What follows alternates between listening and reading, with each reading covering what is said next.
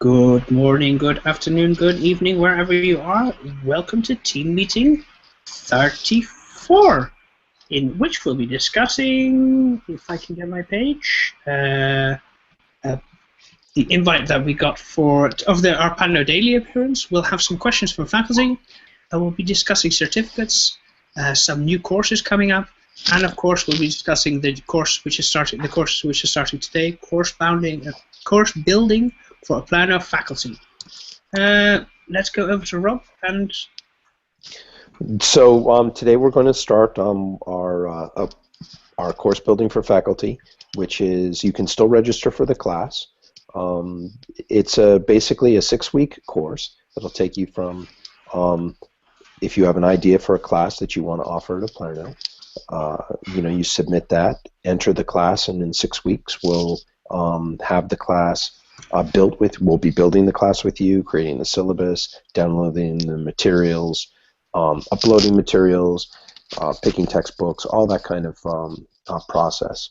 One of the things that's going to be interesting about the class is that we are scheduling in an hour's worth of face-to-face time as a group where we'll be meeting. Now, you don't have to attend all of those group sessions, but you should attend most of them because that's where a lot of interesting ideas and cross-referencing will occur. And then also for the people who are signing up for the class to help you with your course development.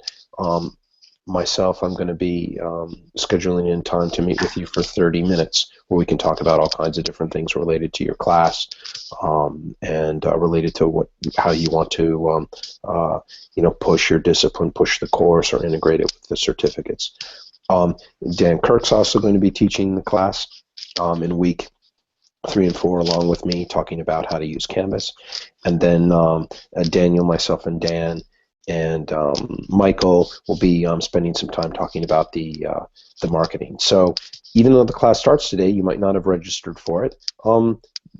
Register for the class. It's $100. What's nice is that if you do all the work and your class is completed and is approved, which it should be if you're working with us for 6 weeks, then we'll refund the $100 at the end of that 6-week session. So a great opportunity to spend some structured time doing internet course development. The people who are already signed up for the class, their level of expertise varies. We've got a few people who have been through and created the class before and are looking at this as kind of a way to potentially, again, create community, do some interaction. And then we've got other people who don't know a whole lot about teaching online, and there are kinds of exercises and things that we're going to do and engage in to show you how to teach online. Dan, Kirk, do you want to add anything else except anything else to what I've said?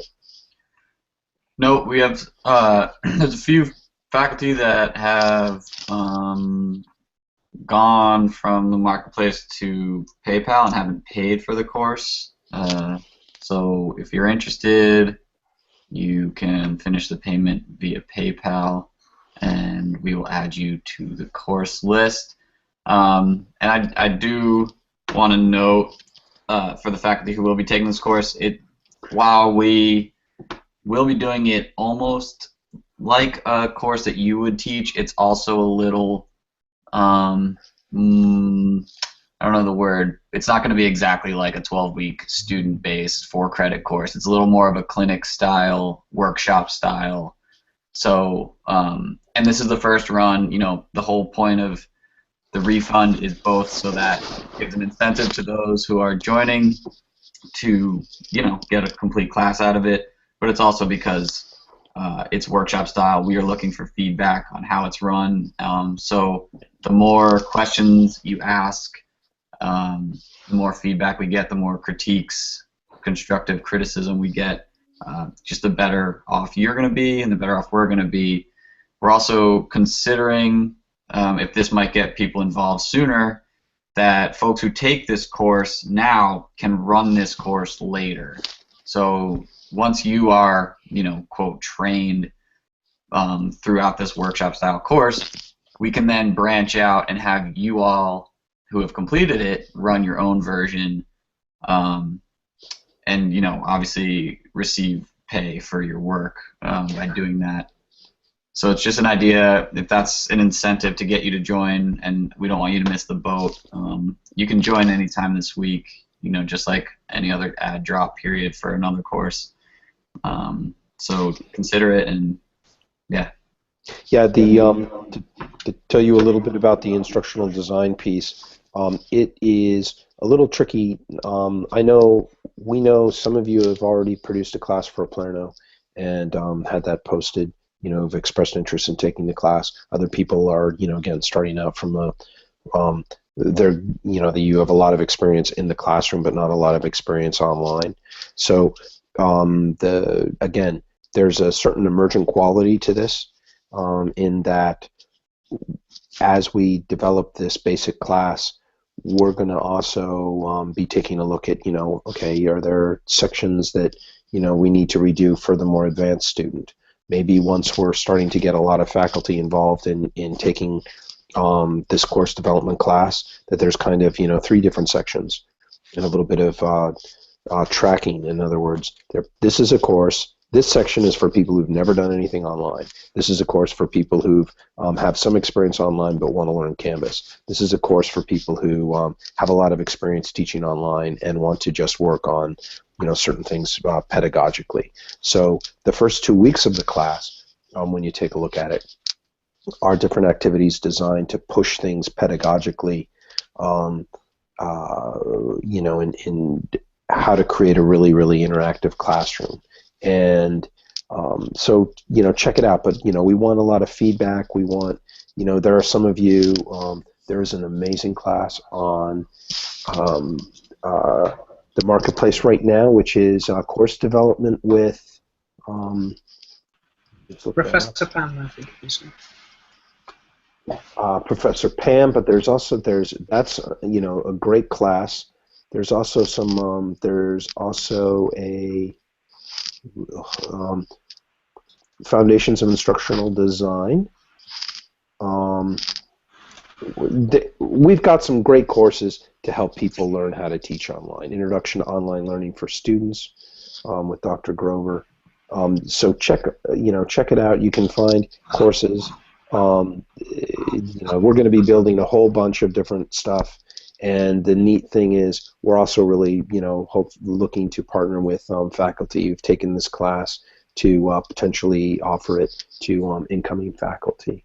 Professor Kaiser, Linda Kaiser, is also teaching a course called Teaching Online for Educators. Yes, that's another one I'm thinking about, which has all kinds of different pedagogical tools and philosophies to take the class. So,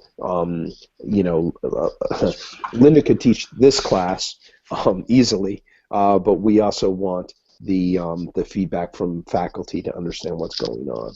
So, yeah, please take the class. We've got slots for 25, yeah, so check it out.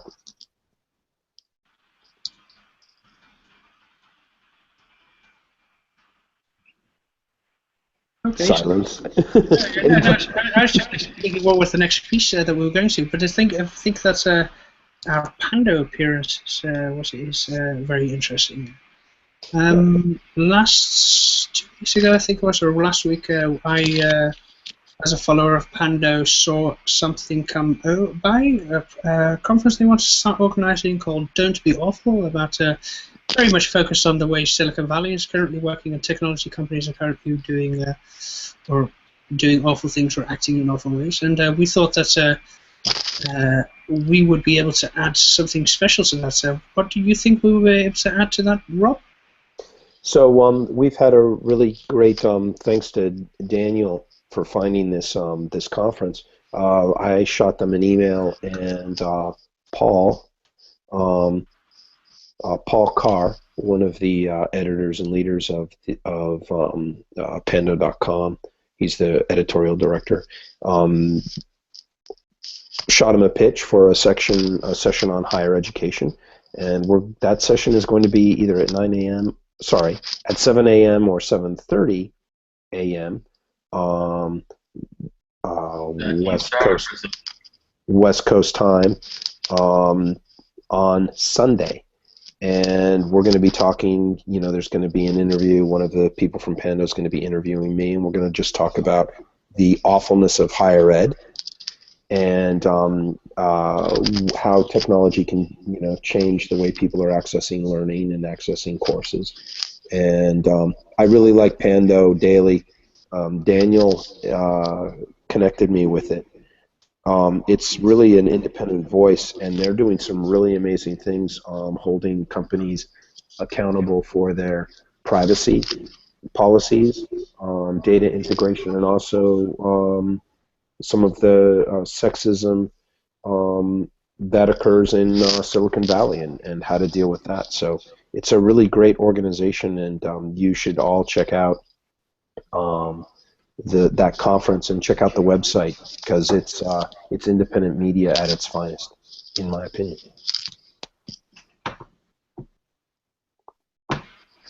Yeah, absolutely. I think Panda is one of the currently the best news sources on the technology in Silicon Valley and things that are happening, especially because they light up the important side, the diversity of the companies and these other things are very important. They are the ones leading the coverage of the Uber controversies, of Uber data mining, its clients, and doing all kinds of not so ethical things, according to Pando Daily and the reporters. How else do you want to? I can't describe it any other way. So let's talk a little bit about. Let's move on to certificates. Dan Kirk, you want to talk a little bit more about or review for those people who weren't on last week, a little bit about the certificate program? Sure. So we've been, as many of you know, approved to offer certificates within our credit granting authority, transfer credits. And we've put a page up on the website, which I'll pull up for y'all right now, that lists our certificates that are offered. Certificates are sort of an open... Dan, you're not sharing the page. I know, I'm pulling it up. Okay. Certificates are sort of an open process. Faculty can take the lead on them and design them however their mind's eye chooses, and pull in courses from Oplerno that might fit the whatever your certificate might be. So on our website, oplerno.com, you can click on certificates, see the ones that are currently offered. We have everything from art history, humanities, philosophy, science, teaching in the digital age, and tech studies. We have a self-design certificate for students to propose 3 classes at Oplerno and 1 or 2 outside classes from either an accredited or credit-granting higher ed institution, or from a certified, identity verified MOOC that you completed and passed with a grade of, I believe we're taking a C or above passing grade.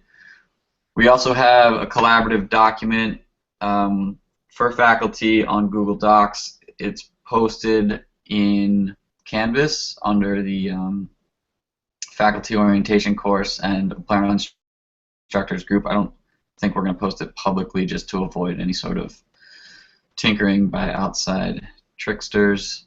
But that's a place where faculty can add or remove. Oh, well, removing is probably not that collaborative, but add courses, propose new certificates, and list the courses you see as relevant and that would contribute to your the certificate you're designing. Our transfer credit policy is also listed on our page, and yeah, there we go, C or above.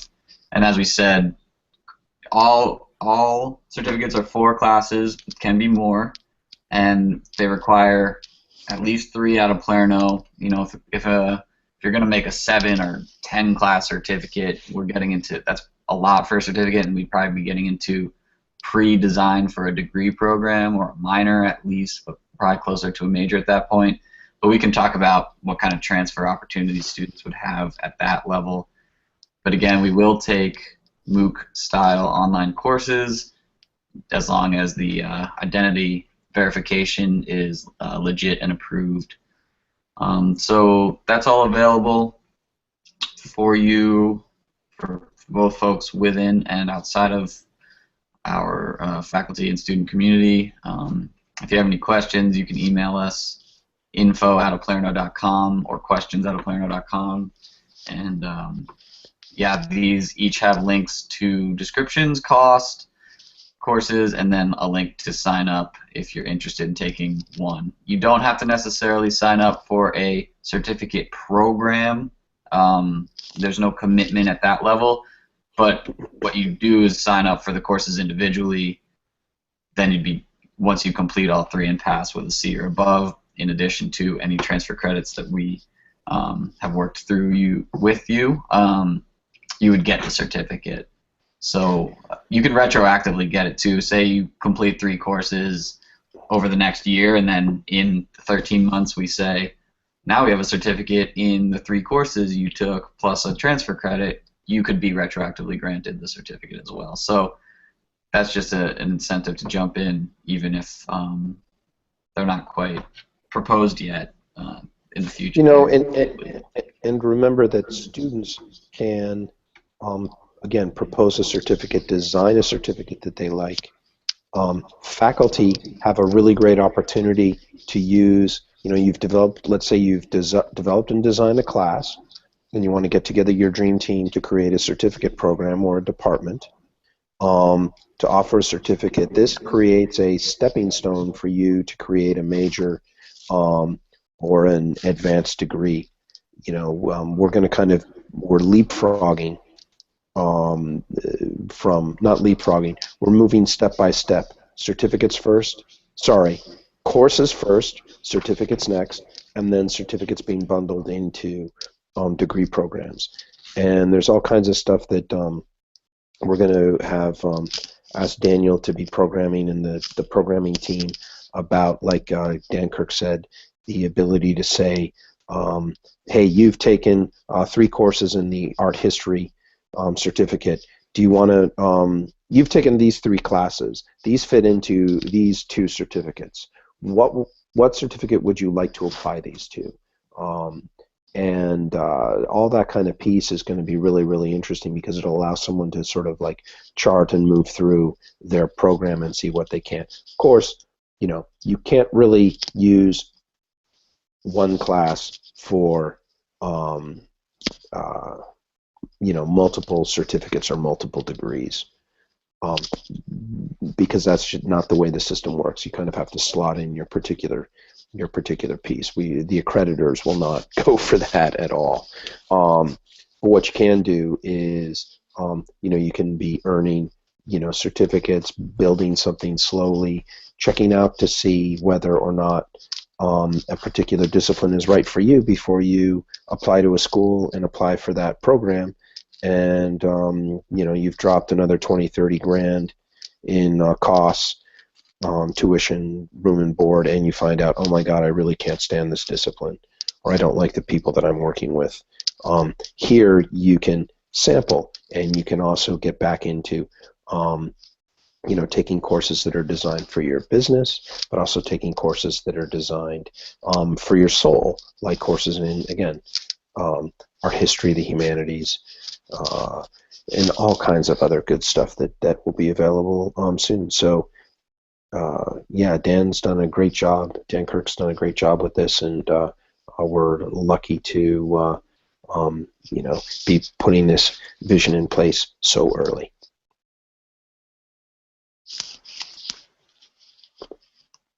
Why don't we go to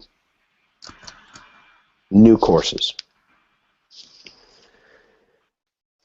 Okay, last week we had 2 courses go through the feedback process and approval. And you know what, this might be a good time to mention how that works, or give a refresher. So what we look for in a course, and it's a basic across-the-board requirement out of both fairness to faculty as well as what we need to ensure quality, is all 12 weeks of your content laid out.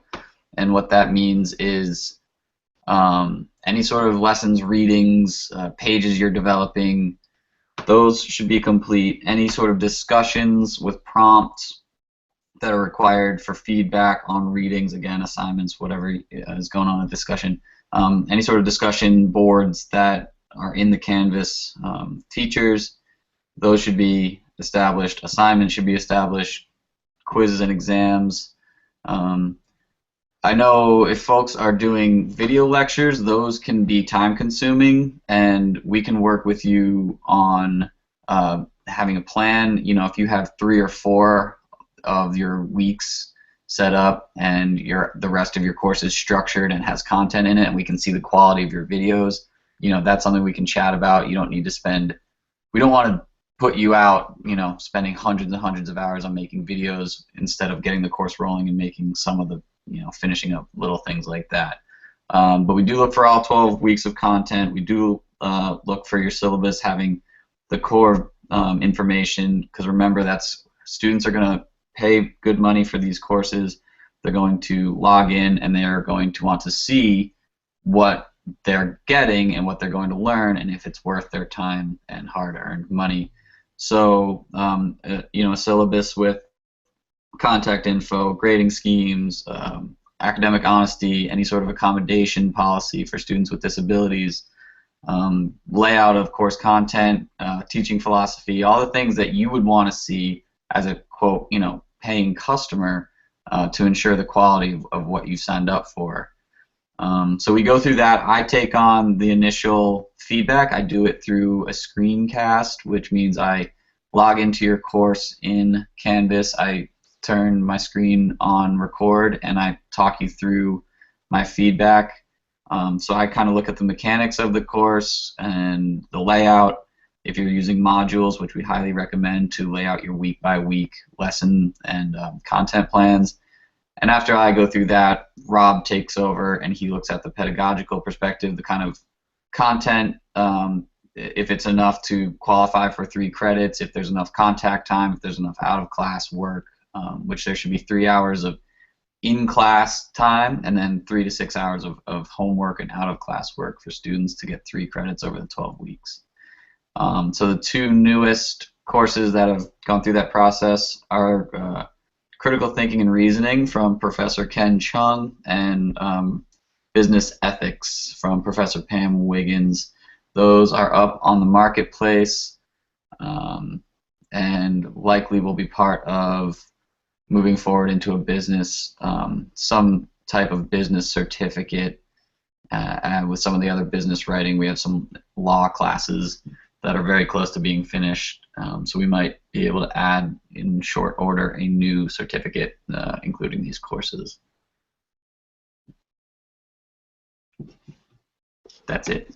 Remember, as a faculty member, you can request your course to be placed into a certificate program. So make sure that you know, you send that if you take a look at the certificate programs that are already in existence, and you feel your class should be listed.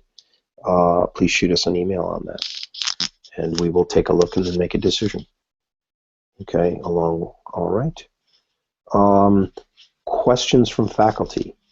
I actually have gotten 2 questions. One is from Jim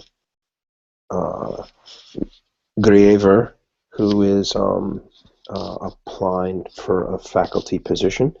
He wants to understand our complete policy on student refunds and how that would work. Now, student refunds, you can find out that information if you go to the enroll page and you download the student contract. There's also a section in the FAQ that talks about student refunds and how students get them, along with the schedule for how faculty are paid. So please check those out. Just a quick edit. It will be under students, oplerno.com/students. It won't be under students. Yep. enroll. Takes you to the marketplace. Correct. So under students, and you can download the enrollment agreement, and the student refund policy is outlined there. The faculty payment policy is outlined in the faculty contract, which you can take a look at. And again, if you have any questions, specific questions about the language, shoot that to Dan and I. But it's outlined really clearly in the FAQ, which is located on the bottom of the page. Actually it's under student admissions form. Click here to download a PDF of the enrollment agreement. And just a quick note, it's very similar to a traditional add drop timeline.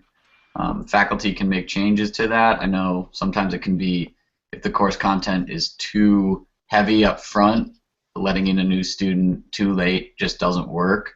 So you can adjust that policy, and obviously you'd make that clear in your syllabus and on your marketplace listing page, just so students, so that you have accountability, but you're also communicating exactly what your policies are up front, which is one of our big philosophical points in communication. But you'll find it's not much different, and if a student drops within the add drop period, they get a refund, and then there's a structured prorated refund if they have a withdrawal sort of scenario with going through that whole process, which is a little different. But it's all laid out in that student enrollment agreement on the students page of our website. Another question that has been going across my email inbox is about faculty when they take a look at Oplerno. They're saying, "Hey, do you need courses on English? Do you need courses on math?" We need courses on everything, and the whole point of Oplerno, which stands for Open Learning Organization, is that you can create and offer your class that you own. You set the tuition rate. It's yours. It's your classroom space. You can do that yourself. You don't. It's sort of like, don't wait for orders from headquarters. Okay. If you think there's a need for a particular class, propose it. We're not going to say someone can't teach a particular class. We're looking for content. We're looking for people who are engaged faculty, and all kinds of subjects can be taught, and we'll take, we will take anything in terms of a subject, with the exception of one, which is you can't advocate for genocide, and other than that, any subject is okay. We are strong believers in academic freedom, so and that's one of our bottom lines. So please, if you're interested in teaching a class, sign up and give us the course proposal, and we'll get you a space where you can start creating it. All right. Yeah, you don't have to spend 2 years seeking approval to get your class, approved and then start marketing it. I don't think there's anything else, unless you guys want to add something. I'm good. No, I don't have anything, but I would like to know if we have two viewers, Professor Sadler and Professor Stevens, and I wonder if they have any questions, so they should quickly type them into our chat, and then we can answer them. But if they don't, then I don't have anything either.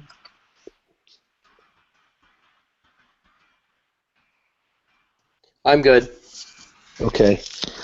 I think that's it for today.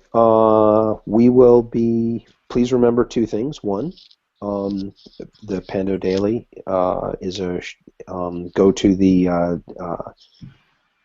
conference on Pando Daily. We'll be sending out a link and more information on that in the next couple of days. And the biggest one is, if you have an interest in, as a faculty member, signing up for our course development class, please shoot Dan or myself an email, and we'll get you signed up.